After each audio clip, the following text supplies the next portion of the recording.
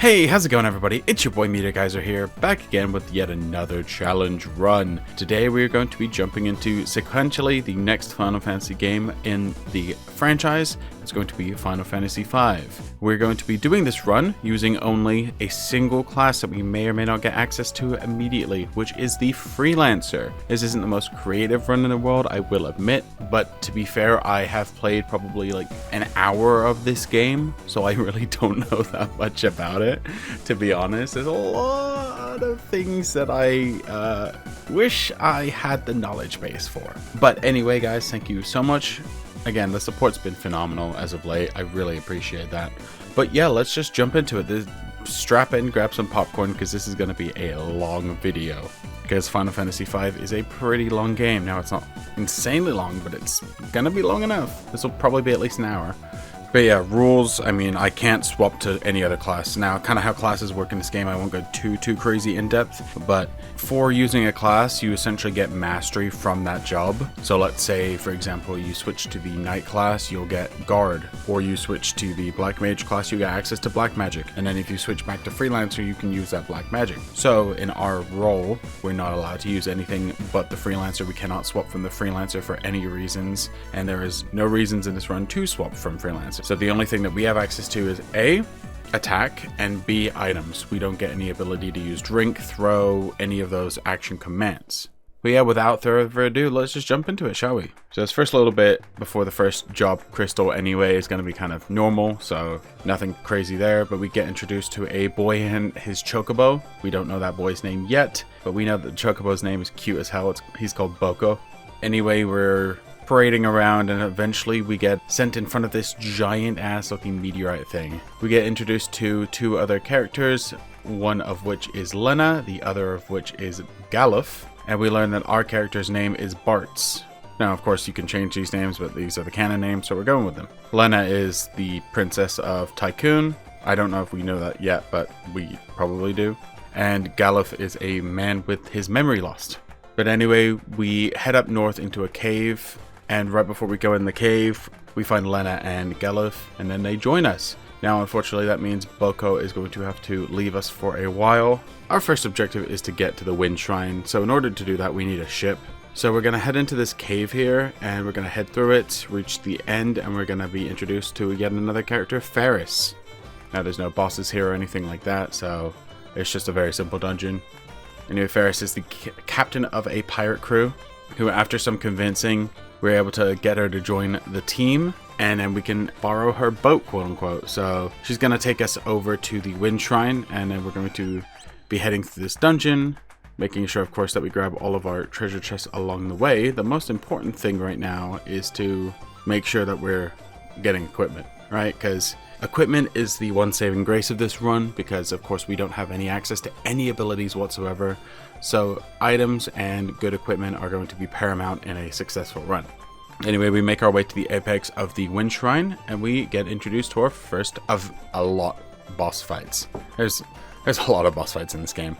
So that is the Wing Raptor. The Wing Raptor has 250 HP, and the Wind Raptor's kind of thing that he does, he can either do a physical attack or a party-wide breath wing attack, and that'll do 1/4 of your max HP. And he has two forms. Good thing is, in my run here, I didn't even get to see the second form. So this was a pretty easy fight with only 250 HP. My strategy was basically, I mean, to be fair, I don't really have much of a strategy right now, but Galuf is the only character I have unequipped. That means he can do 2 attacks of unarmed, and that's going to be pretty nice for this fight. The Wing Raptor is a pretty easy introductory fight. We clear through the Wind Shrine, and our next objective is to head to Tool. I guess that we learned that Ferris is actually a girl. Apparently that wasn't knowledge, but I guess she was hiding her identity at first. That's a lot of weird, funny, quirky scenes in this run. Once we've re-equipped ourselves, Ferris decides to permanently join us and desert her pirate gang. And with that, we're able to move on to our next location, which is going through the Tornal Canal. Now, as we're going through this Tornal Canal, we get a nice little boss fight. That's going to be against the Carlabus. God, these enemy names are weird as hell. Now, the Carlabus has a pretty annoying ability. So it's weak to Bolt, but of course we don't have access to Bolt, so kind of annoying there. Or thunder, I guess, in this version. It's weak to lightning damage, I'll just say. It's also vulnerable to slow and stop. And it can do 3 things: physical attack, or it can use a paralyzing inflicting special attack, which is feeler, or use tail screw, which lowers one target to single digit HP, similar to tornado from our FF4 run. This honestly wasn't terribly bad considering the situation. The feeler did stun us, but it didn't stun us for that long. And during that situation, we were able to somehow clutch a fight against it pretty simply. Now, as we're passing through, we actually had a friend of Ferris, I guess they kind of grew up together, Sidra, her giant Leviathan thing, basically sacrificed itself to save us. Yeah, that's kind of unfortunate. But yeah, I guess I won't be going too much into the plot, because if I went into the plot, we would be here forever. So anyway, we kind of get sent into the next dungeon almost immediately, which is the ship graveyard. Ship graveyard is the first, I would consider, longer area of the game. There's a lot of, secret areas with items, a lot of enemies to fight here, like the skeletons, the undead hulks, the mind flusher, and there's also like a weird underwater section, which is kind of cool. But this is actually the area in which we realize Ferris is a woman, which yeah, that's a thing, I guess. Yippee! But as we make our way to the end of the ship graveyard, we fight our first kind of roadblock, I would say, especially considering I had a reset against this fight. It is the Siren boss fight. The Siren has a solid 900 HP and has access to multiple spells, including Haste, Protect, Cure, and then can do other magic spells like Blizzard and Thunder. And after 3 rounds, she's going to swap over to a zombified mode, in which her physical defense goes up by a lot, and it also changes her vulnerabilities.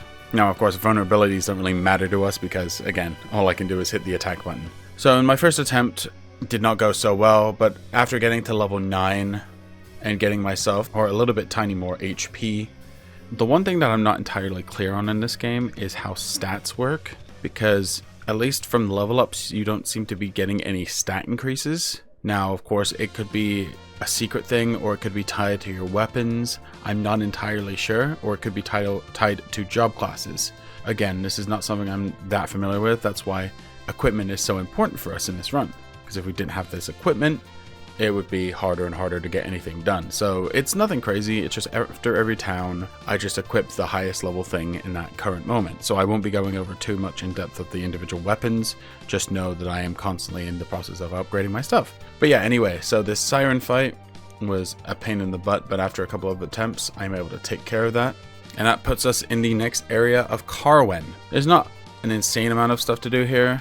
All we've got to really head up to next is the North Mountain, because we learn about some Drake that we can use to get our asses back to where we need to be. The North Mountain is pretty linear and not too bad. The one thing that I want to note is that going through this dungeon, and I think this is the first real game where they've had like things like this in like Mount Gulag and stuff like that. There's some flowers that if you touch, your entire party gets poisoned, and I didn't know this at first, so there goes 4 antidotes that I didn't need to use. Yippee! But now that I have that knowledge, we're chilling. Anyway, as we make our way towards the end, we get our next boss fight against, I guess it's a 2-part fight. It's against Magissa and Forza. Magissa is a, I don't know, very interesting character. She's more of a support for Forza. She'll alternate between some low-level black magic and either arrow, drain, or physical attack. And once she hits 300 HP, she's going to summon Forza and then cast regen on him. And Forza only uses physical attacks. So Magissa has 650 and Forza has 850. Very easy fight. I do lose Lena in the fight, but again, I just press forward. I'm doing like 80 damage a hit, so 850 HP is nothing. Once we've cleared that, we get introduced to Hiryu, the Wind Dragon, or the Wind Drake, I guess he is. And that lets us go back to Castle Tycoon in order so we can try and find Lena's dad, who seems to be missing, which is fun. We love that. In the castle, there's an interesting character. He's like a pickpocket of sorts. Now, I didn't know anything about this, so I was like, fuck it, I'll free him. Why not? Yeah, apparently freeing him detracts some treasure later on, so it's not a good idea to free him. But you know what they say, hindsight's 2020, and I already quick saved by mistake, so oopsie daisy. Now, after clearing through both of the 2 castles, both Castle Tycoon and Castle Wals, I guess, our next place to go into is Wals Tower. Oh god. Yeah, this is a dungeon. This isn't actually the one I'm thinking about. This wasn't actually that bad. This was a very long dungeon, 9 floors in this tower. But once we reach the apex, we're going to be fighting against Garula. Garula is like a giant looking mammoth thing, I guess. He has the most HP so far. That is going to be 1,200. And right now my team is around all 200 HP or so. And my weapons aren't doing too bad. They're doing about similar 80 or so a hit. But even so, 80 times 4, that's about 300 or so. So in 4 turns, this guy should be pretty easy. Garula at first will just do physical attacks, and once he reaches under 800, he'll start countering any with a physical attack, plus a chance of either a second attack or a special attack that inflicts HP leak. So pretty scary if you can't take him down quickly, but to be honest, this was a joke of a fight. After clearing through the Wals Tower, more jobs are available because of the broken crystals. However, again, doesn't matter. None of the crystal fragments mean anything to us. So once the crystal has been taken out of Wals Tower, it starts to break, I guess. The tower collapses and we get pushed out into the water, and thankfully Sidra, who's still alive apparently, protects us. Yippee. But Sidra, I guess, must have taken a heavy blow during the fight, so unfortunately, just to have her come back, dies. So rest in peace to the best dragon. You'll be missed. Rest in peace, Sildra. Next, we have to head into a meteorite that opened. I guess that's actually why the tower got destroyed, is because of this meteorite. But actually, in the meteorite, there is a teleport crystal, and that lets us go all the way across the map. Now, that means we're going to lose Hiryu, the Windrake, but that means we get access to a whole nother part of the map. Now we're in the Carnack region. There's a lot of strong enemies like the zoo here. The zoo is very important to fight against, because it has a chance to drop an elixir, which is crazy for this point in the game. So I don't go crazy on the grinding, but I do, let's just say I'm going to need to grind in a little bit. But anyway, we head into Carnack, and we head into the weapon shop to just buy some stuff. And then as soon as we buy an item, we get thrown in jail, which is weird. But once we're in jail, we meet with this game's iteration of Sid. After a little bit, we're able to leave the castle and head back into the town, and then we can do some actual proper shopping there.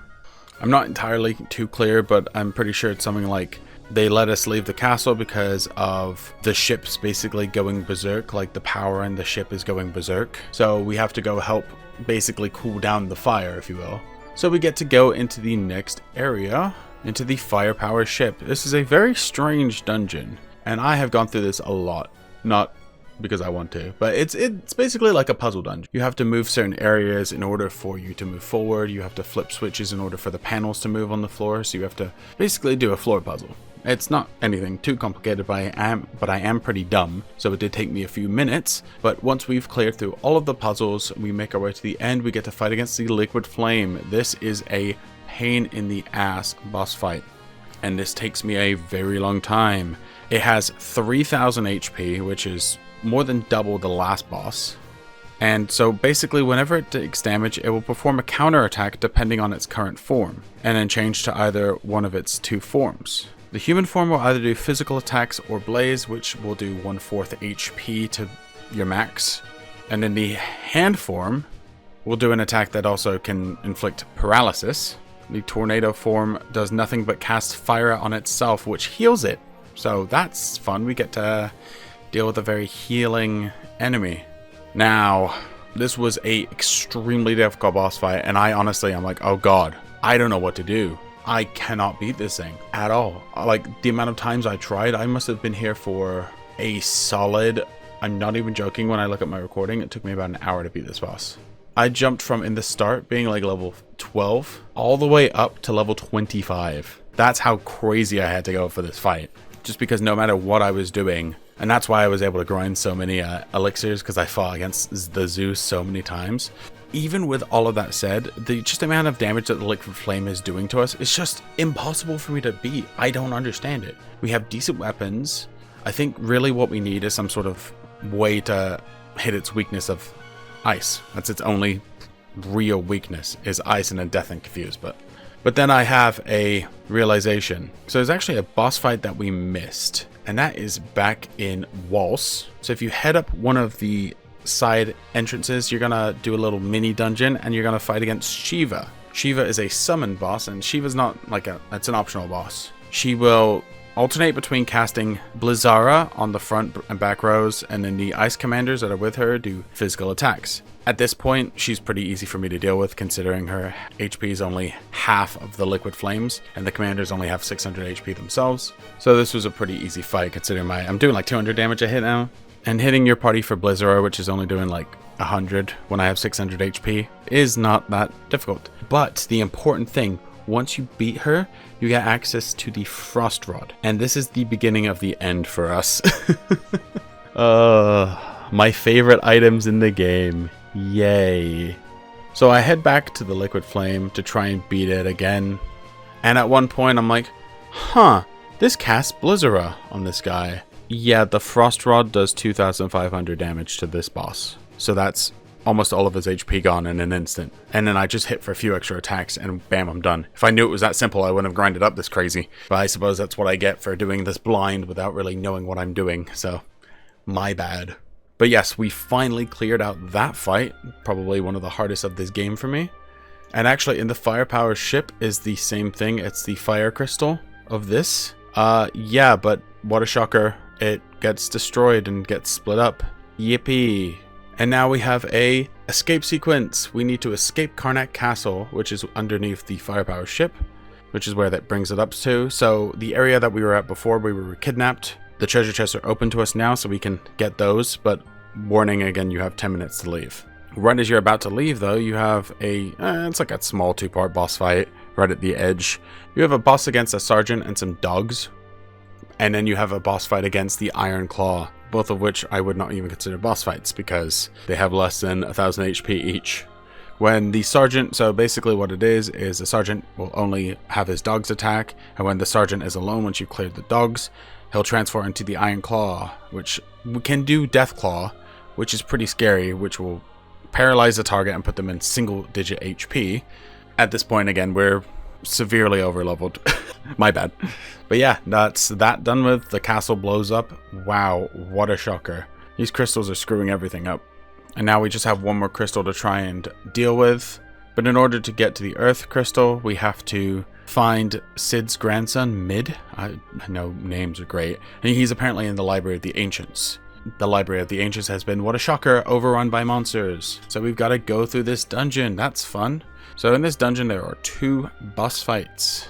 First of which is, I thought it was an optional fight, but it turns out in order to proceed into the latter half of the area, you actually need the boss Ifrit to be summoned to burn some books or something. Yay, we love burning books. But yeah, the Ifrit fight, that was actually a pretty difficult fight for us. Now, Ifrit has a chance to use Blaze, again, which will do party-wide damage. Otherwise, he'll alternate between casting fire and physical attacks, including one that can inflict paralysis. So the best outcome that you have is for him to just hit you with physical attacks, because fire does about half my HP. The Blaze will do 1/4 of my HP, and then the physical attack does like 50 damage or something. But this was one of those just reset until I win kind of fights. It wasn't terribly difficult, it was just a little bit more stressful than normal. Again, 3k HP, nothing compared to the Liquid Flame. Again, nothing can even come close to the Liquid Flame. And one thing I have noticed, I don't know why specifically it's this, and maybe it's because of the fact that I'm a freelancer, a lot of my characters seem to be missing their attacks. I don't quite get why I'm having such an accuracy issue, but again, that's neither here nor there. But yet, we finally take down Ifrit. Ifrit joins us, and we make our way to the back area in which we have to fight against Byblos. Now, Byblos, oh, I thought the Ifrit fight was hard. No, this is way worse. Okay, so Byblos can do, his worst attack is Wind Slash, which does like 200 to 300 damage to my entire party. Again, my party, we're sitting at about 700 HP at this point. I do some swap up with my strategy. I go ahead and give Bartz the fire bow and put him in back row, and then everyone else is just front row, because everyone else seems to be missing and Bart seems to be doing the most, so Bartz is just going to have to clutch it up essentially. But yeah, not only can Byblos do the Wind Slash, he can also half your level, which is an ability in this game, which is cool, drain HP, half your MP, which is honestly the best thing to do, and he also a little bit into the like a turn into the fight will use Protect, which halves any physical damage that comes in. So in order to beat him, your best bet is to use spells. But of course, guess what we don't have access to? Yeah, so you know the name of the game, ladies and gents. It's the grinding game, but to be fair, this one was a lot less. I just had to hope that he didn't go for protect immediately. And on one of the attempts, he goes for thread, which will basically, it doesn't stop like in the other games, it'll severely slow down. But he protects after a couple of turns, but I'm able to get into a couple of 600 damage hits. He has 3,600 HP. So I got 2 or 3 in, and that puts me to close to 1,600. And that's like half his HP. It's just starting in the beginning of the fight. And then he starts using protect even when it does nothing. And then he starts missing spells, which is perfect for me. So after enough attempts of getting lucky, essentially, I take care of Byblos. And, geez, some of these boss fights are pretty crazy. After that, we head back to Carnack to have Mid and Sid figure out their stuff in order for us to get into the Earth Crystal area. And they start working on the ship. And voila, after they've worked on that, we get a new ship. Beautiful. So there's a few places that we can go to, but a lot of them don't really have anything for us. The most important areas for us, though, there's a few places that we can go to now that we have the ship. That includes Jackal, Istori, the Crescent area. And let me tell you about a little something that I wish I realized earlier. Now, Carnack is a place that we've been to before, and that was before we had to deal with the ship issue. Yeah, there's a few things that you can buy at Carnack. That includes a Thunder Rod, a Frost Rod, and a Fire Rod, all of which casts Blizzaga, Fireaga, and Thundaga on enemies. And if it was any indication from the Liquid Flame, yeah, they do a lot of damage. So let's just say we're going to be using those and buying those a lot from now on. Again, I wish I knew this before, but oopsie doopsie, I did a poopsie. But anyway, we're going to head into the Crescent area. And as we're heading into the Crescent area, yeah, our ship gets sucked up, which is just fan-freaking-tastic. So we're like, oh, okay, what the hell do we do now? But it's actually not too crazy of a concept. What we've got to do is we got to head south into the Chocobo Woods. And in there, we're going to run across a black chocobo. Now, black chocobos have a bit of a different ability from regular chocobos.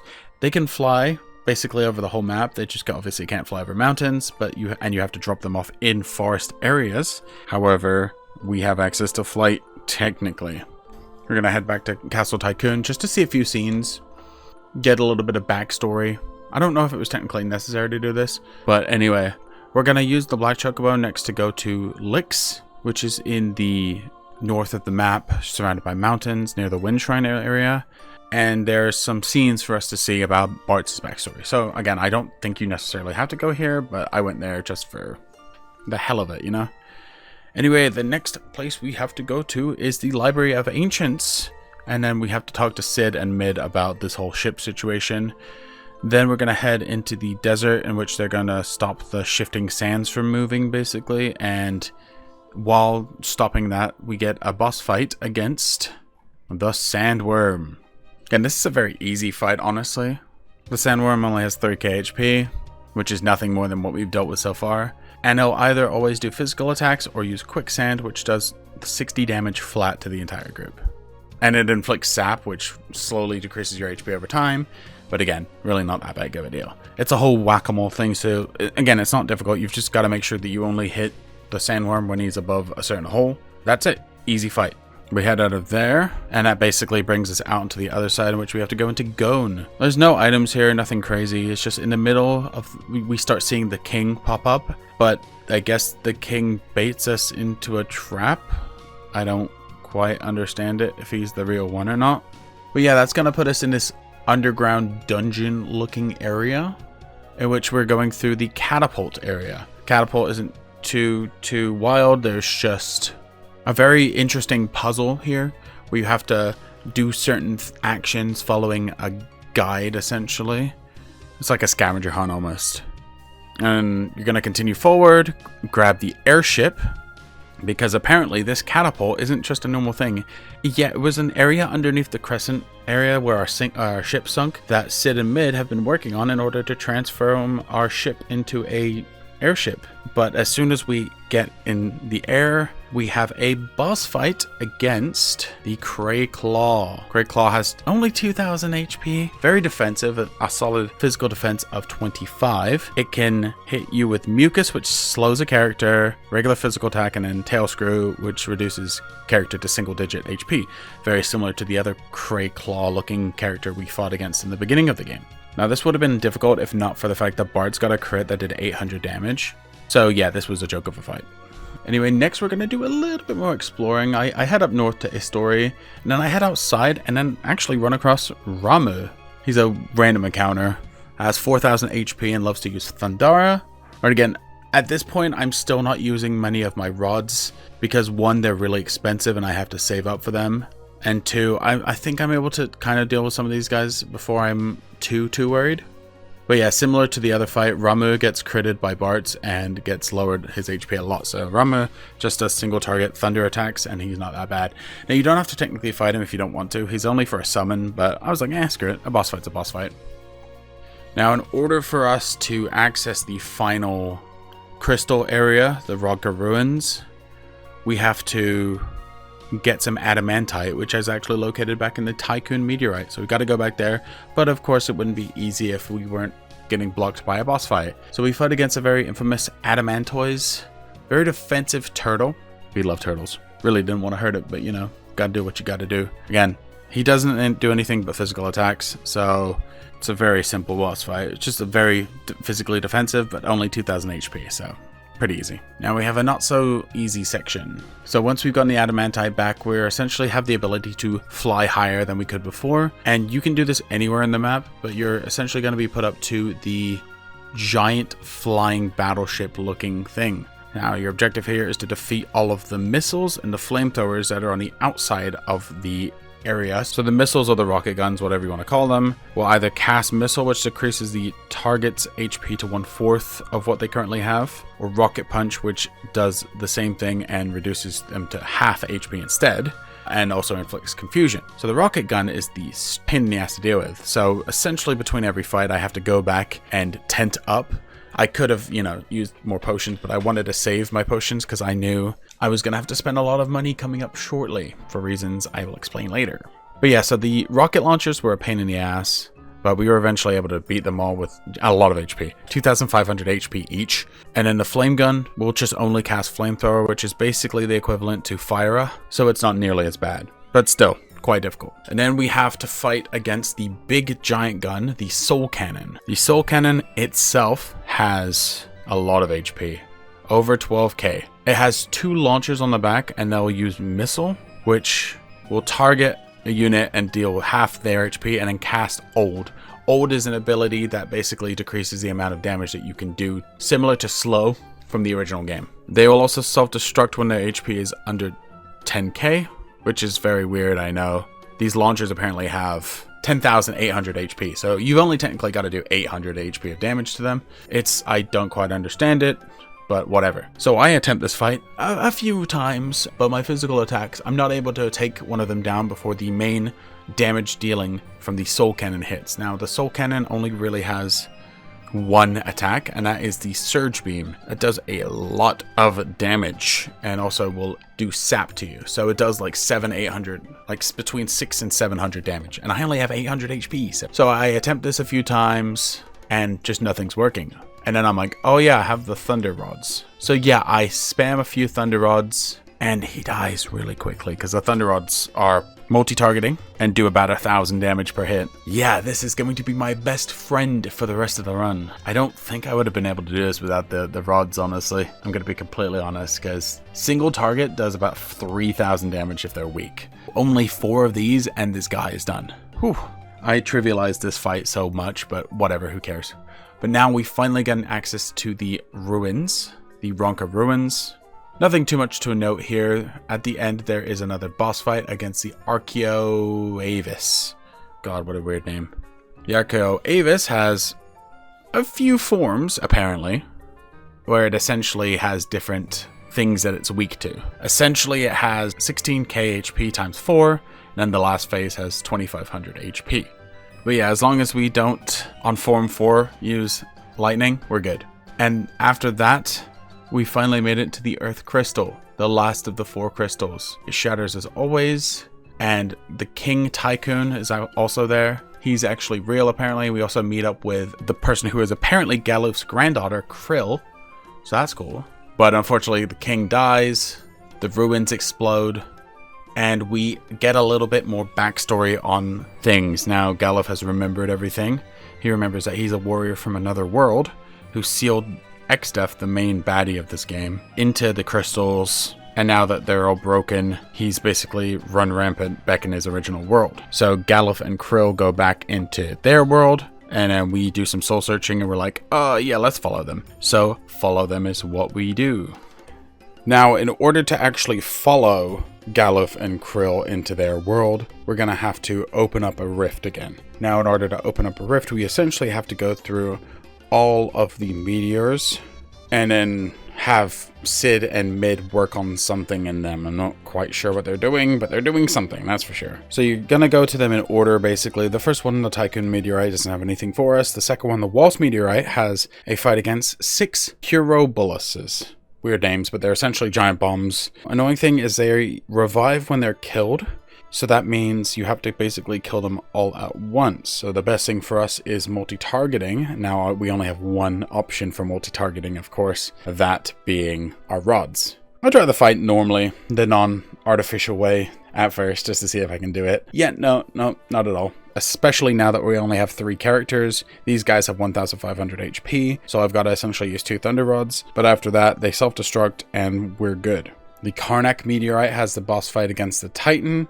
This is a very easy boss fight, 2,500 HP, and does nothing but physical attacks, except for a 1/3 chance of using Earthshaker every second round. Very easy, and on death he'll also use that same spell. Not that bad. The final meteorite, the Gone one, has the Chimera Brain. The Chimera Brain has 3,300 HP, and this one's a little bit harder than Titan was. But you know what isn't hard? Spamming Thunder Rods. Oh man, this won't work for every single boss in the game, but man, is this a good strategy. We love Thunder Rods. And now we have access to the middle of the map, which is going to take us into the second world. But before we do that, I'm going to do a shit ton of gil grinding. I don't want to. I've been told by a few guides that I briefly looked at for like freelancer runs that you're going to want to basically grab 3 flame rings from the Istoris town, whatever it's called, in the top left of the map, and they cost 50,000 a pop. And gil is actually kind of hard to get this game. A lot of enemies don't really drop that much, so I kind of go on a gil rampage, if you will. Fun times. And I also gain enough monies so I can buy more rods, because I'm gonna need some more, because we know how useful they are. Yippee! But yeah, after that's all said and done, we make our way into World 2. Immediately, the second that we're in World 2, we set up camp and we get abducted. Like, legitimately just kidnapped. Now, Galuf is somehow able to, in some BS manner, is able to basically see that we've been kidnapped and see that we're in this world. So he comes to rescue us. And now we get to control just Galuf in Castle Xdeath, Xdeath's home base. As we're going through here to save our companions, we have a cool little boss fight against a very fan favorite character. What I learned to be fan favorite, especially after playing this, I love this guy. Absolutely adore this boss fight, or this guy in general, Gilgamesh. Gilgamesh is Xdeath's right-hand man, but he's also a pretty big coward. So we're going to be fighting against him a lot though. But in the first fight, he does nothing but physical attacks with a 1/3 chance of crits. And once you get him to below 1,500 HP, he will flee. And of course, this is good for us considering it's just Galuf right now by himself. So if we had more to us, it would probably be a harder fight. But we reunite with the rest of the party. And our objective is to basically cross the bridge to the left in order for us to properly flee. In that process, there's a bunch of monsters that come to try and stop us from fleeing. Xdeath sends his units after us. All of this stuff. And just as we're reaching the end, guess who comes to ambush us again? Yeah, it's our boy Gilgamesh. This is a proper boss fight with Gilgamesh. He has 6,500 HP, and he has a few things that he can do. He can either physical attack, he can use wind slash, haste, protect. He's basically got a nice variety of things that he can do, damage-wise. Protect, of course, being the most annoying. However, we have rods. But again, with the rods especially, I want to be conservative of them, because he's also cast Shell, which decreases the amount of damage the rods are doing to only like 500 a pop. And we only have a certain amount of rods that we can use, right? So I want to save them for when we need them the most. And this fight against Gilgamesh was kind of hard. He did a lot of damage, but it wasn't the end of the world. 6,500 HP isn't terrible. But yes, we reach across the bridge. Our eventual objective is to get to the Castle of Baal, which we learned is where Galuf is king of. But before we can get there, of course, we have to go through a few areas. So Regel is a place that we can go in, buy some items and stuff, get better equipment, all of that type of thing. We keep going forward. We're going to run into a place called Kuza, the sealed castle. Not that important right now, but it's going to be very paramount that we head back here towards endgame. Keep on keeping on, and we're going to eventually run our way into the Moogle forest area. And we're going to follow a Moogle that appears. We're essentially going to follow this Moogle. He's going to lead us into an underground waterway. We're going to head through this waterway. It's a little annoying because there's like water that pushes us along, and it's all forced encounters, and it doesn't really give me any time to heal up properly. So pretty annoying there, but not too bad. We head our way towards the exit area, but we're going to be stopped by another boss, the Tyrannosaur. Tyrannosaur has only 5,000 HP and just uses physical attack, so very, very easy boss fight. It's weak to fire, so if I need to use my fire rods, I might have to use my fire rods. And just a quick level update, I'm around level 30 by this point. This isn't one of those games where you need to really hit max level, thank God, because that would take forever. But yes, after exiting this area, the Moogle is basically going to lead us into his secret little proper Moogle place. There's a few items for us there, but nothing too crazy. Eventually, so Krill has a Moogle with her, and Krill's going to be able to detect that there's... Apparently Moogles have telepathy, so Krill's going to basically pick us up with her own Windrake, which is pretty cool, which means we get to be sent immediately to the Castle of Baal. There's a shop here, so we do a little bit of... Honestly, I spend most of my money on just potions, just stocking up on potions, because I am severely low. But yeah, just as we're about to leave the castle, in order for us to go to our next grand adventure, we get into another boss fight against the Abductor. This is the first enemy that threw us in prison at first. But again, this is a insanely easy boss fight. This guy literally has... I wouldn't even call this a boss fight. 2,500 HP, and my attacks are doing about 1,000 damage by this point. Yeah, no, this guy was brain dead easy. He also has 0 physical defense, so that helps. But yeah, essentially, because the dragon, the Wingdrake, used up so much of its energy to try and help us, he's dying. And so in order to save the Drake, that's what we've got to do, is we've got to head up north through the town of Quelb, in which we run across Kelger. Kelger is another one of the warriors that helped seal Xdeath away ages ago. So yeah, that's pretty cool. So we essentially get some flashback information, and yeah, apparently we learn that Bart's dad is Dorgan, who is one of the other warriors that stayed behind in Bart's world after Xdeath got sealed. Hence why Bart's exists, I guess. So yeah, Quelb has a shop, but after spending all my money at Baal, we are broke beyond repair, but it does have some poison rods, which will use bio on the enemy. So if I'm trying to consider saving uses of my frost rods and stuff, it's not a terrible idea. But we head up north into Drakenvale now. Drakenvale is pretty linear, but again, similar thing to the northern mountains from before. There's some poison that we have to avoid stepping on. Towards the apex of this area, we're going to have a kind of interesting boss fight. That is with the Dragon Pod and Dragon Flowers, I guess. So the flowers only have 100 HP, but the plant himself has 12k. That is more HP than any boss fight so far, besides from the Soul Cannon guy. But again, our attacks are doing a lot more damage anyway, so... You'd think the plant would be vulnerable to fire. It is not. But the pod itself does nothing but summon the Dragon Flowers. The Dragon Flowers have a 1/3 chance of doing nothing and a 2/3 chance of doing a physical attack that will inflict a status effect, which could be paralyze, blind, confuse. They all have regen as well. After a while, you know what I start doing. It's time for rods. That way I can just do some AoE and defeat them all at once. Easy strat to just be able to take care of all of the pods, because the pods will keep regenerating, but I want to deal with the pods, because if the pods deal damage to me, you know, it's just easier to deal with the ads, but the ads keep coming back. So that's why the rods are very useful. Yippee! But yes, we're able to get the medicine for our Drake boy. We head back to the castle in order to give said medicine. We're going to try and talk to the sage that's in the middle island right after we get the Windrake back. Yeah, but the island blows up, which is pretty cool. We're going to head up a little north into Castle Surgate, in which the king of the area, who happens to also be another member of the 4 boys, is King Zexat? I don't... Weird name. But yeah, he's getting ready to fight against Xdeath, literally as we speak. So we explore the area, we buy some items and stuff that we need, and then our next objective is to fly over to the east of Xdeath's castle in order to find Zexat's fleet. Jesus, I hate that. Ugh. But yes, we're going to hop aboard and we're going to help him deal with a few of these gobbledygooks, which is a very weird name for an enemy, I know. They're just souped up goblins. But after we've dealt with a bunch of them that just start coming at us, we head to the edge of the ship, and guess who's waiting for us there? It's Gilgamesh again. Yippee, we have another fight with Gilgamesh. This is kind of a two-parter. So Gilgamesh has 8888 HP. But he spends most of the battle doing physical attacks. He'll occasionally use missile, which apparently he has missiles. He's kind of like known for having just a crap ton of weapons, which is kind of a cool concept, but again, pretty simple. This fight isn't that bad. Once Gilgamesh gets under 6k, he's going to bring up a buddy of his, Enkidu. Enkidu is his right-hand man, I guess. Enkidu has only 4,000 HP, 0 physical defense, so regular attacks are going to do way more to him. And Enkidu doesn't do too much.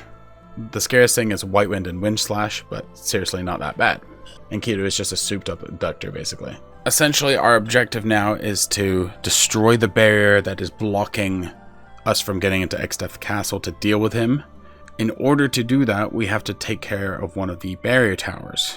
Now, we head up to the top, and the King Zexat heads down south. Very linear dungeon, just a lot of floors to it. There's a very... I wish I knew this before. This would have helped me a lot in a future boss fight. But there is an enemy called the Reflect Knight, which has a small chance of dropping a Reflect Ring. Reflect Ring will deflect off spells, essentially. Would have been really helpful if I just farmed against this guy for a while, but hindsight is 2020. It's not that big of a deal. I mean, it is, but it's not that big of a deal. Anyway, head through this area, and we find some of the treasure chests where there's some red dragons and yellow dragons, which are insanely difficult fights, apparently. But they give us some very good items, one of which is our favorite, the Blood Sword. Now, if you guys watched my last run, you know how good the Blood Sword is. However, the problem with the Blood Sword in this specific game is, oh my god, its accuracy is terrible. So after I use it for a little while, I kind of realized, oh, this is just straight up not worth it. That's really bad. But yeah, Barrier Tower is a very long dungeon, surprisingly. Once we eventually make our way to the apex, we have a boss fight. And this is another scary fight. Very intimidating boss fight, to be honest. This is against Atmos. Now, Atmos has just barely shy of 20k. And Atmos will perform 2 attacks in a row, where it has a 2/3 chance of using Comet. And what another thing he'll do is once he's defeated an enemy, he'll start sucking that character towards him. And Comet, I'm not kidding when I say Comet is insane. Comet will kill you. It is a one-hit kill at this point. My team has around 1,000 HP, and Comet is doing way above that, like 1,500, 1,200. So my immediate strat was to just spam Phoenix Downs and not worry about healing too much. Like, just Phoenix down. But the second that they get dragged into another dimension, that means you cannot revive them at all. You can't do anything with it. It's not terrible, but I swear this was a hell of a fight. Even with like rod spamming, it was still a pain in the butt. But then I realized something. If I let one of my characters die, he's gonna spend most of his time trying to just pull the characters close. So I just let Galuf die and then have everyone else just spam Thunder Rods, and eventually that works. I'm surprised that was the right strategy, is to just let one of your characters die. Because if all characters are revived, it's gonna keep Comet spamming. So the strat is to just let your guys die, I guess. Sacrifice one of your units.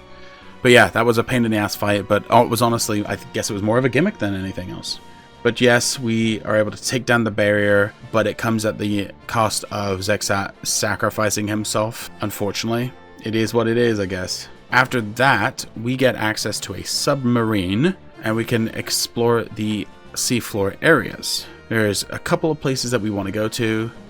The main place is going to be Guido's Cave. Now, I absolutely adore Guido as a character. The reason I say this is because he's a turtle. He is a turtle. For those of you who do not know, I have a turtle. I love my turtle to death. Best boy in the world. Any game that has a turtle in it, also automatically my favorite. So Guido is my favorite character easily. But yes, so Guido gives us background information about all types of things. We learn more about the world, basically. And he gives us the Guardian branch. We're going to need to take that branch into the Great Forest of Moor. Now, this forest was trivialized in the remaster because you can just open the map to see where all the items are. So if you want to be cheap, cool. I did the same thing, so who cares? As we make our way through, we're going to run into our next boss fight against, I guess they're called Seal Guardians. They're all question mark, question mark, question mark. Yeah, so this was a gimmick fight for sure. These guys all have 7,777 HP, and they all have different weaknesses. One absorbs fire, one earth, one water, one air. And this fight is pretty easy at first. They start off by doing nothing but physical attacks, but once a Guardian gets below 3,000, it's going to do party-wide special attacks. That is going to be things like Aqua Breath, which does 600 damage, Earth Shaker, which does 400 to 500 damage. And if 4 of them are using it at once, I am utterly screwed. I'm mid-level 30s right now. I do some grinding, but then I realize, oh, I need a proper strat. So instead, what I do is I just count how much damage I'm doing. So for example, I get them to just above 3,000, so they'll still be only doing physical attacks. Then I make sure all of my party members have an action, so that way they can just nuke them without the chance of, a counterattack, essentially. So it really wasn't that difficult once I got that strat down. I spammed all of the same rods, and then I just spent the rest of the time dealing with the one that absorbed fire at the very end. And if I only have to deal with one enemy, it's not that big of a deal. Gimmick fight, honestly, but pretty interesting. Anyway, after that, before we can do anything with the crystals that we got, Xdeath shows up and starts attacking us. He uses the crystals to basically destroy our existence, and we're kind of trapped, right?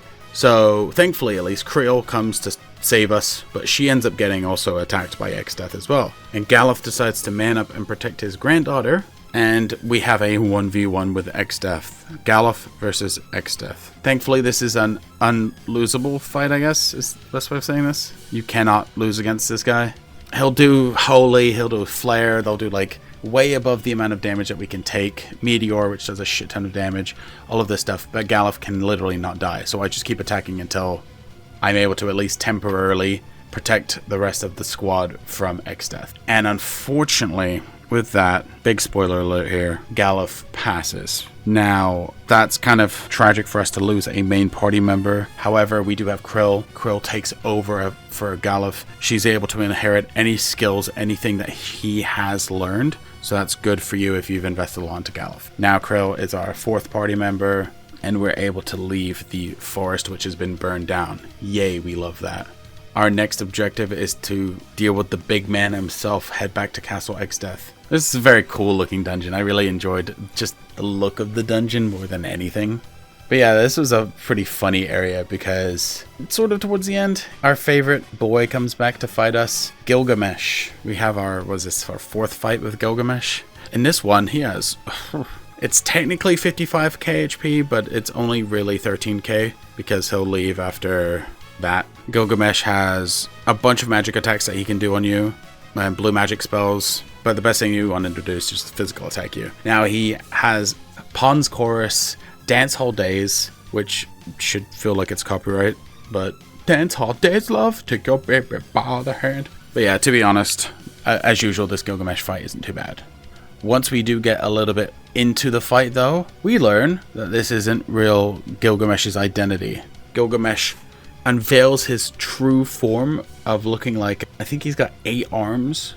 And he actually, right before this fight, we were about to get the Excalibur from a chest, but he swoops it away from us.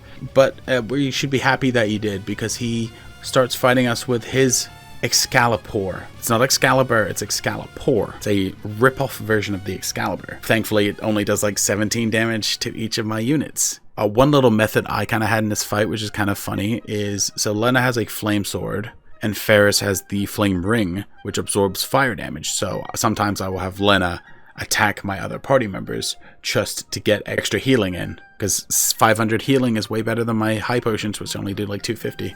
He'll essentially flee after a while, after Xdeath is like, hey, stop fucking up. But yeah, once that's all said and done, we reach the apex and we finally take on the man, the myth, the legend himself. So he has a very weird amount of HP. I'm just going to call it 32k.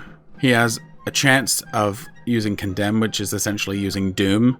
And then he has a bunch of access to like level 3 spells. He can use Flare, he can use physical attacks, he can counter physical attacks, he can use Vacuum Wave. And apparently, under 7k, he'll start using Meteor. I haven't seen it in this run, but this is what I've seen online, so, or at least on this guide I'm looking at as I'm recording this. But of course our strat, as always, is to spam our rods, because if I can hit off 32 of these, he'll die.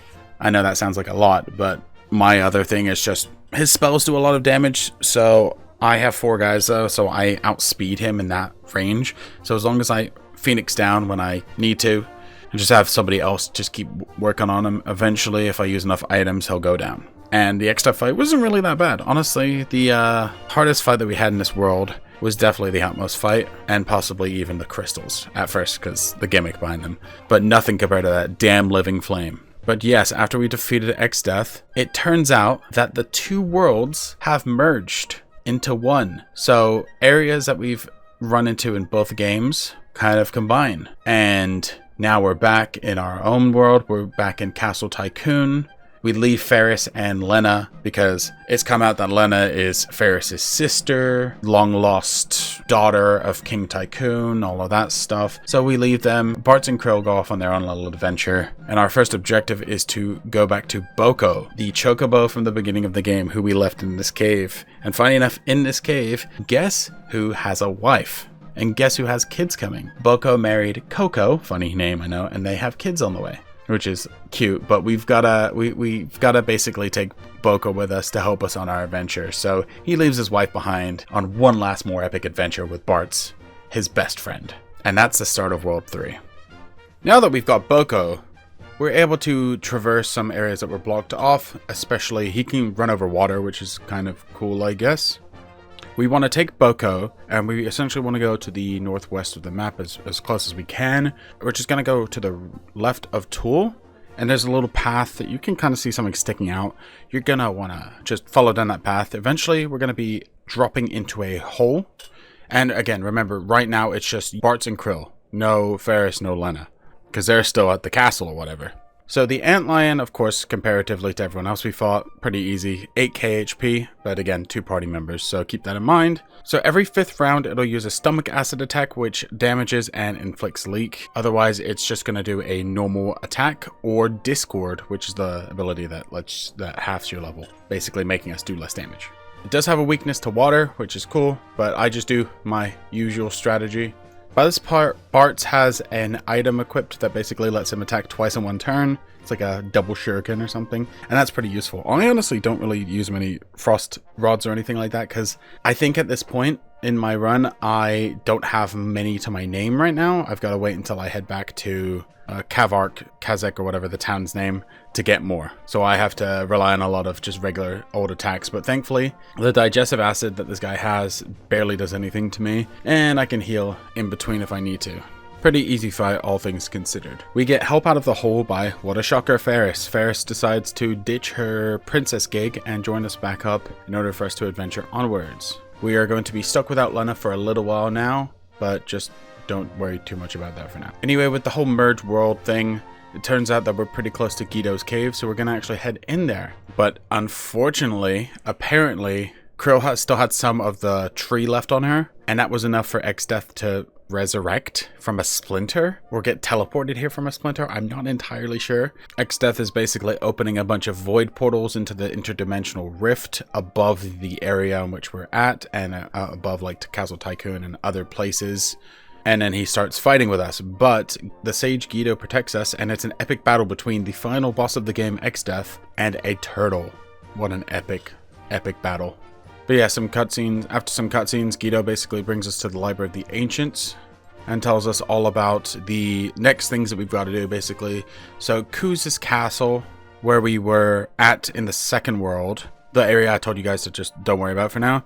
Yeah, so it actually houses 12 legendary weapons. In order to get those legendary weapons, we have to go around the map picking up tablets. Now, I don't know necessarily if they are necessary. I do believe technically most of this is optional. I know at least you're forced to go to the first one, but after that, you might be able to just skip them and go straight to the final boss. But of course, we're going to go around doing everything because we want those legendary weapons. But anyway, our first objective is to head back to the pyramid, which is just in the Shifting Sands, which is right next to the ancient library anyway. So we're going to head there. And man, was this a weird dungeon.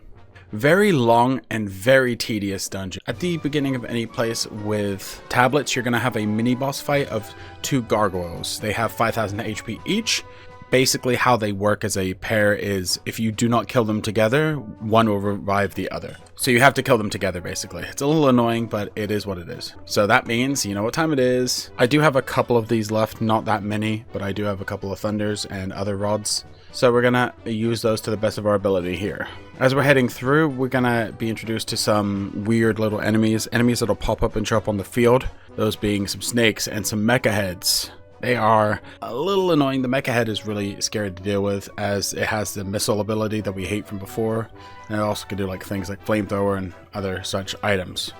Kind of a pain in the butt. And the problem is, as well, is there's nowhere in this dungeon for you to be able to heal properly. So you're going to have to rely on bringing a lot of potions with you. Or, you know, obviously if you have the ability to use magic, you'd be able to use cures and stuff. But again, we're 3 party members and we've just got to rock it. There's some mummy mini boss fights, but again, there's no major boss here. Once we reach the summit, we're going to grab the tablet and we're essentially told, hey, the ship's back. You can go grab the ship again. But before we can do that, we actually have to head back through just to the right of the Shifting Sands area. And as we're heading back through that wood, there's actually a new area that opens up to us and we get stopped by a fun little boss fight in the Guardian Tree. That's against Melusine. Now Melusine has 20k HP and has multiple forms. Basically, she shifts her weakness. It's very similar to like Heim from FF3, things like that. So she'll do physical attacks and then can cast basically any of the spells. She won't cast the magic of the form that she's currently weak to. So if she's weak to thunder, she won't cast Thundaga. So that's your hint for what to use in those situations.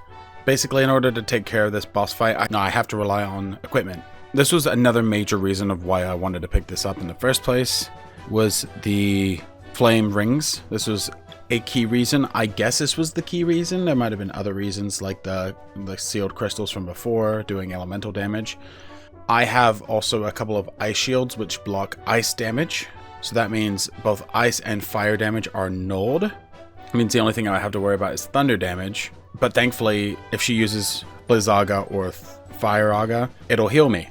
So I guess this wasn't a technical difficult fight. It was just kind of a gimmicky fight where you needed specific equipment or specific spells or stuff to be able to get through.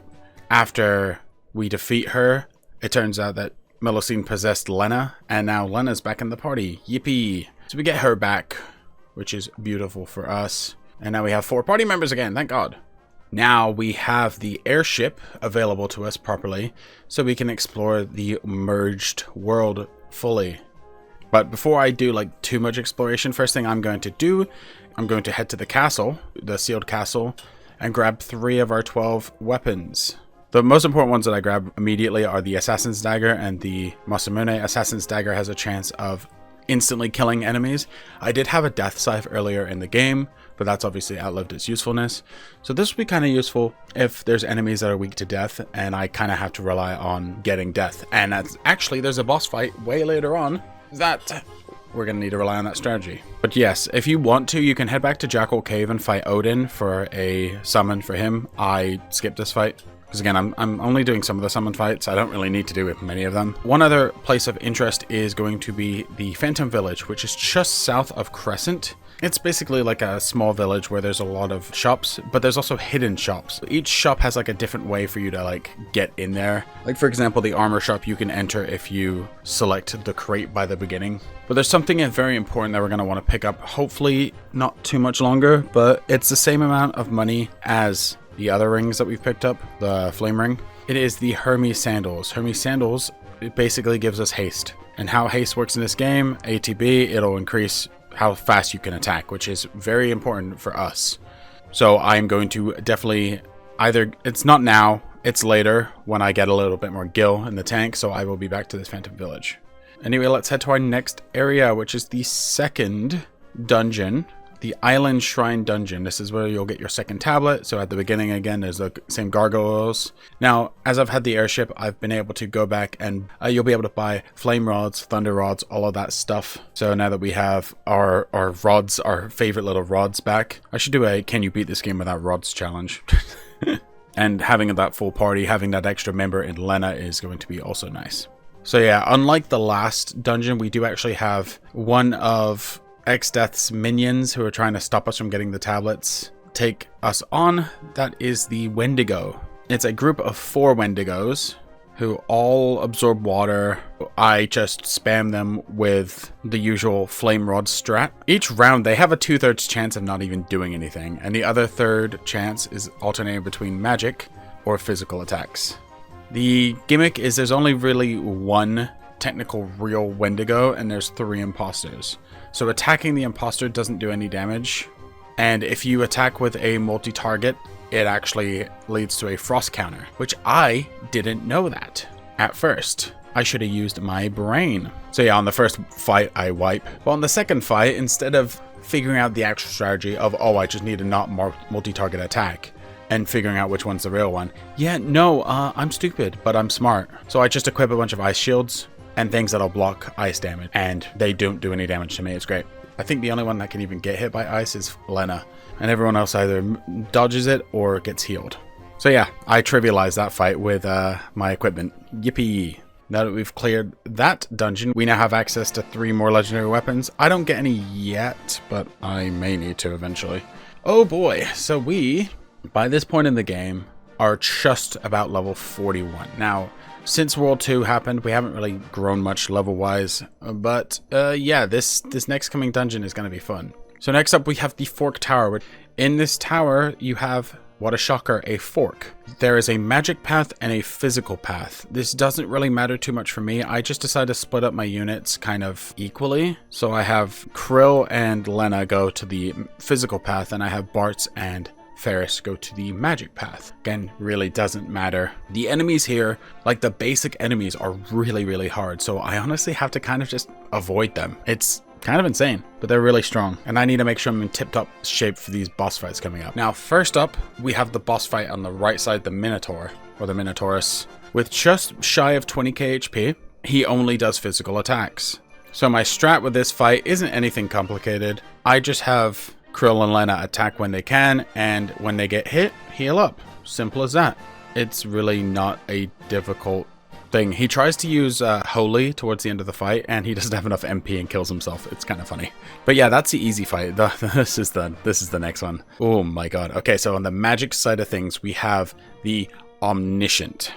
The Omniscient has a very interesting ability that if you try to attack him with any spell or item that can, it's basically any item or any spell.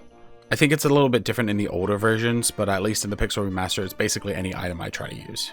He will use a spell called Return. And what Return does is it resets the battle completely. So there is just no physical way for me to be able to do this without just leading onto normal physical attacks. This also means things like the Fire Lash, which is one of the legendary weapons I picked up, which has a chance to do a fire spell attack after a normal attack, cannot be used.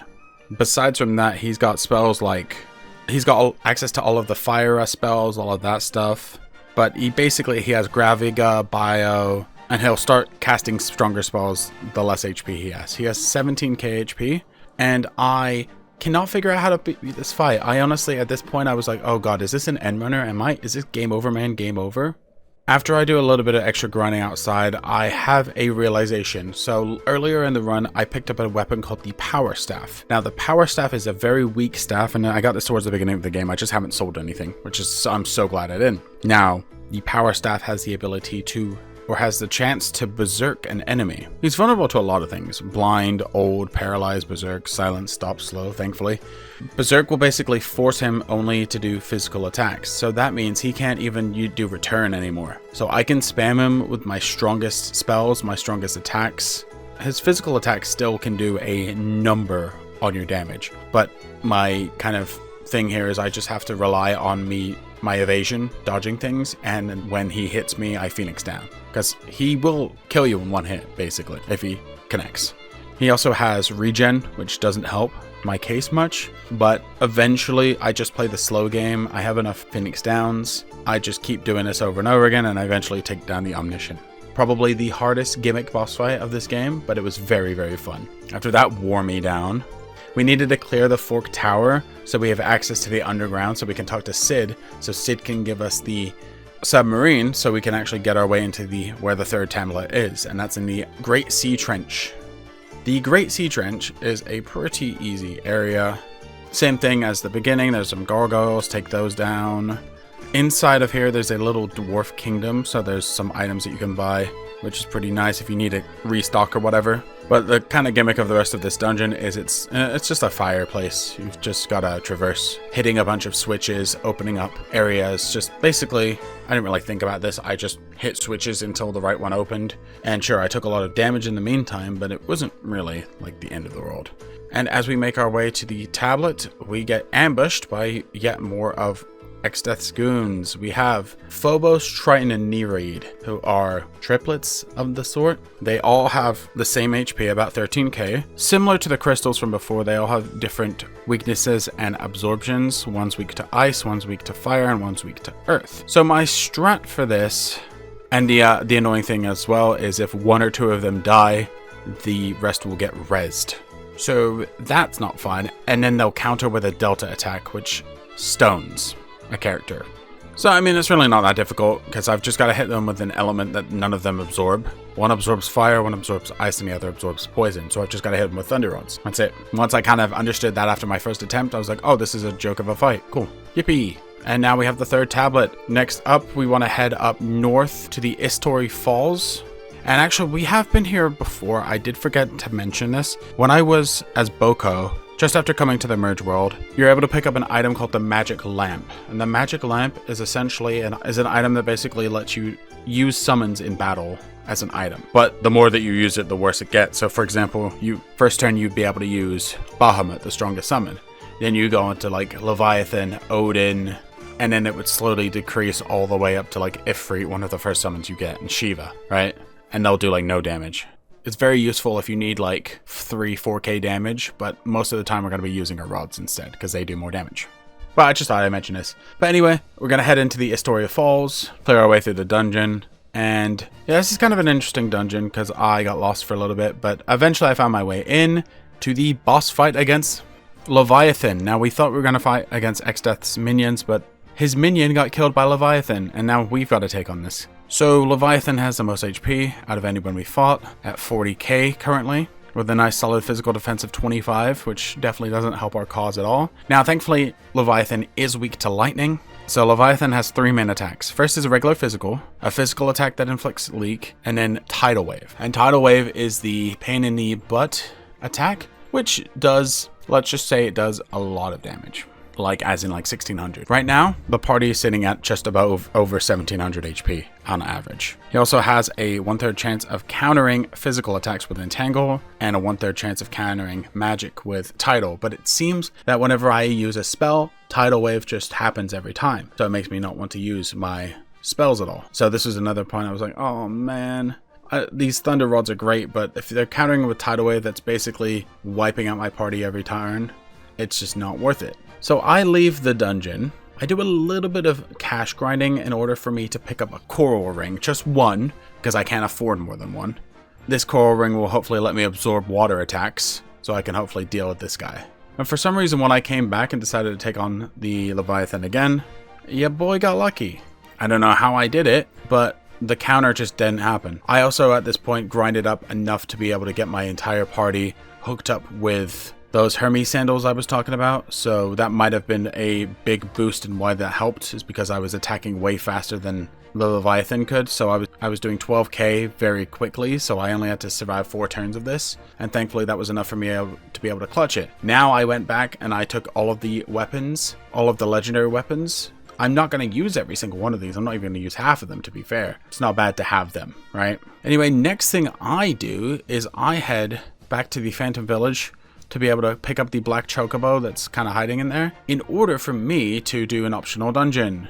Not because I had to, but because I felt like it. I went through the Phoenix Tower. It was a very long and arduous tower, but it was very, very easy.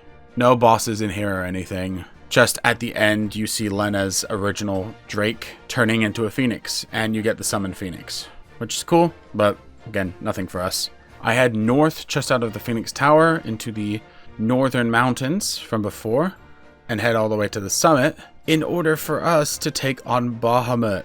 Again, optional, but I was like, screw it, let's take on Bahamut. Bahamut has the same amount of HP as Leviathan, so honestly kind of weaker because less defense. Bahamut always likes to use Mega Flare and Flare. Those are pretty normal, and then we'll do other spells. But seriously, compared to the Leviathan, this was not a bad fight at all. I just spammed him with physical attacks. Each of my physical attacks were doing about 1,000 damage, and with the haste spell that I have on my guys, it was just not that difficult. So I'm glad I went through with that. But yes, now we have cleared all of the quote-unquote optional stuff, and we go ahead, we get more shopping done, we spend all of our money buying more rods because Lord knows we'll need them, and we make our way into the Interdimensional Rift. And the Interdimensional Rift is kind of an interesting area. It's basically mimics a lot of the map that you've dealt with before, so you'll go through the Phantom Village, you'll go through different areas that you've already traversed through in the game up until now. It's really seriously not that bad of a dungeon. There's going to be points along the way that you can save, and you can also use tents in, which is useful. But we do have a lot of boss fights. So first boss fight is against one of Xdeath's minions, and I'm going to butcher this, Calophistery. It's a weird ass name. She's in the woodlands area, 18k HP. She starts off casting Reflect, hold or stop. If she has Reflect, she'll bounce Bio off herself. If a party member has Reflect, she'll bounce off of them onto herself. And she'll counter HP damage with Drain. But yeah, this was a little struggle of a fight. At one point, at the end, it was just Bartz and Lena alive. Not too bad. A decent start to this. As we're heading into the next area, there's actually a super boss. Now, this is one of this game's 2 super bosses, Omega and Shinryu. Omega is, yeah, I tried once. Omega is a super boss for a reason. I cannot deal with him on this run specifically. Now, maybe if I grind it up to 99, sure. But no, we're not doing that. I'm sorry. I do not need to fight this guy, and I'm not going to fight this guy. Because, again, I'm like mid-level 40s right now, and I don't hate myself that much. But after that, we head to the next boss area, which is mimicking the library from before. We have a panda. He's not a panda, but he's very similar to that annoying-ass Biblios from before. Has the ability to protect and do all of those things. Now, good thing is, we're a lot stronger than we were before, and we have a lot more items available to us. Now, especially Ferris. Ferris is doing crazy damage with the Flame Lash. Her regular attack's only doing 400 damage, even after the protect, but her spell damage with that, and it procs quite often, honestly, is doing 3k. It's almost every single turn it's happening, so that 22k gets melted through pretty quickly, even with the confusing and all of that that's happening to like Lena and other characters. So, pretty easy there. Next up, we move on to the prison segment, in which you have a couple of mini fights here, but the only ones of importance are Catastrophe, which you have to fight, and then an optional fight in Azumagia. But Catastrophe has just shy of 20k, and he'll use Earthshaker, Demon's Eye to petrify, and physical attacks. He was pretty scary, dealt a lot of damage, but Bartz clutches it through with very little HP, and we take care of that guy. The optional fight here is Azumagia, who has 28k HP, and uses blue magic. So a whole bunch of it too, there's a very long amount. He's weak to poison, which I wish I realized that at first. But to be honest, I just spam him with regular attacks, because he himself is not that bad. His blue magic is annoying more than anything. Next up, we have, it's just a boss gauntlet at this point, Halicarnassus. Now, Halicarnassus opens up the fight by turning your party into toads. Thankfully, only 2 of my units get toaded, and I just use Maiden Kisses to recuperate from that. He's got 33k HP, and not nearly as much physical defenses as characters like Catastrophe and Azumagia had. So my regular attacks are doing about 1,000 to him. And with 33k HP, 1,000 damage times 4 a turn, eventually we just work him down. We just wear him down. Especially with these haste rings. I'm so glad I picked up the Hermes Sandals, because I think these have been very, very paramount in my success towards the end of the game. But yeah, he seems to just only do physical attacks, and then occasionally won't even do anything. Very, very, very weird fight. Very weak fight as well. But the same thing can't be said about this next boss fight. Oh my Jesus Christ. Okay. Twintania is the next boss that we've got to deal with.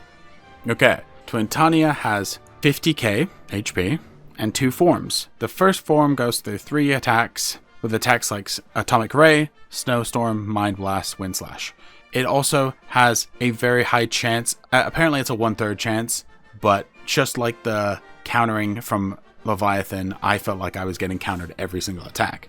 So I have a very unfortunate strategy that I have to use here. This is going to be a solo run, basically. So Bartz has to equip, because I only have one coral ring, so I can only absorb water with 1 unit. Thankfully, the only real spells that are dangerous to me are like Atomic Ray, and then when he moves on to Form 2. Now, Form 2, he builds up an attack called Gigaflare, which, Gigaflare does about 3,000 damage. And my HP is only 2,000, so the math doesn't really add up there, folks, now does it? So guess who grinds for a little bit? But I honestly don't grind for that much, because I realize, I don't really want to. / I feel like I can do this with gimmicks, right? So we have a somewhat different strategy where before my other units die, I use one of the items that we've gotten, the Masamune, actually has the ability to cast haste on you. So I cast haste on Bartz. That was the winning ticket. So I just spammed with physical attacks as quickly as I could to just try and kill him before he was able to get his Gigaflare off. And I don't know how that worked, but it did. That was a pain in the ass and a very, very difficult fight, but fun, because it made me really think about, okay, what resources do I have? How can I beat this boss? How can I be creative about this?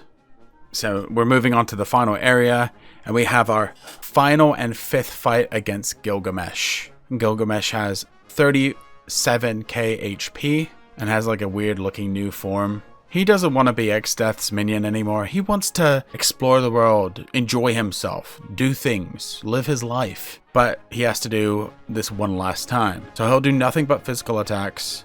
He'll usually do 2 rounds each with a 2/3 chance of a physical attack. So he's just physical attack spamming. He's not a difficult fight at all. Once he goes below 30k, he'll speak all of his dialogue and then run away, go explore the world, go live his life. Honestly, I'm happy we didn't kill him, because Gilgamesh is such a fun character. He's cool, he's got a great design, he's not weak by any stretch of the imagination, but he also has personality. Now, next you can run into Shinryu, which is in a monster chest, the other of the 2 super bosses. Yeah, no, I get wiped. So that's not even gonna be a thing. We do have another optional fight coming up called the Necrophobe. I'm not gonna lie, I try this a lot. And yeah, this may or may not have ended in failure. But I will explain why. So the Necrophobe cannot be attacked directly until you defeat his barriers. The Necrophobe himself has 44k HP, and the barriers have 8.8k HP. The barriers have Reflect and will bounce off any spells that you're doing, including the staffs, so no AoE spamming our rods. That means I have to physical attack down every single enemy until I'm able to defeat them, all while getting hit by spells, in which he'll have a 2/3 chance of doing regular attacks. He can vacuum wave. The barriers can also use spells like Holy, Flare, things like that. And it's just not happening. I heal up as much as I can, but I just cannot outlive these guys. I was able to get to the point where I finally got into just the Necrophobe by himself, but even then, unless I decided to just grind my ass off, I wouldn't have been able to take him on. So I'm like, screw it. We're gonna just not worry about this guy, Because if he's vacuuming, waving twice a turn, it's gonna kill me pretty quickly.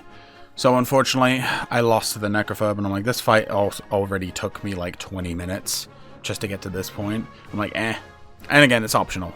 Again, at this point, I'm level close to 50. I did have plenty of room to grind if I needed to, but I'm in the home stretch. And I've been, this is, you can already tell by how long this video is. I'm like, screw it. So I just move up to Xdeath, the final boss fight. Now, Xdeath has two forms. He has his tree form and his Neo form. Now, the tree form is not that difficult. He starts off by using either physical attacks or White Hole, an attack that inflicts both stone and instant death on a character. Thankfully, none of this ever hit. Once he gets below 30,000, he'll start using Flare, Holy, and Doom. Once he's below 10k, he has a 1/3 chance of either casting Meteor, either using a physical attack or not doing anything. So he has just shy of 50k HP, and in this stage, I just decided to just spam him with physical attacks, because I'm like, alright, cool, that'll hopefully work. That wasn't too bad. Moving on to stage 2, where he has 4 parts. He is now Neo Exdeath, and it is a very cool looking boss fight. All of these parts have around 55k HP, and you can kind of take them on together or separately. So we essentially can, each form can do for different things. Like in the far left form, for example, the little skull guys at the bottom left can do high level black magic. Form 4, which is the very front facing one, will do just physical attacks. Form 2, which is the wolf looking thing at the top, will do dispels, but mainly does Grand Cross, which is a party-wide attack, inflicts 1 negative status on each character. And then the third form, the bottom one, inflicts a spell called Almagast. Almagast is a party-wide holy attack that does around 18k. And that's basically my entire HP pool right there, because I'm at just over 20k on most of my guys, except for Leno, who's just shy of that. So after dying a few times to this fight, I jump back into this with another strategy in mind. You guys might know what the strategy is. If you stuck around this long, I think you might know. So I actually do start off using that lamp item. First cast Mega Flare, doing about 2k each.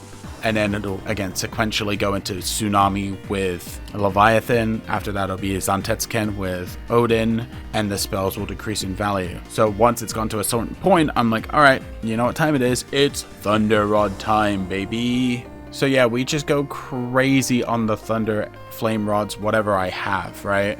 That way I can attack all of the parts at once, because I want to be able to get rid of the ones using Almagast the most, because that's the hardest part to deal with. Now in this fight, Bartz keeps getting targeted, and for some reason I don't quite understand why. I try and heal him with Phoenix Downs, but they are not healing him.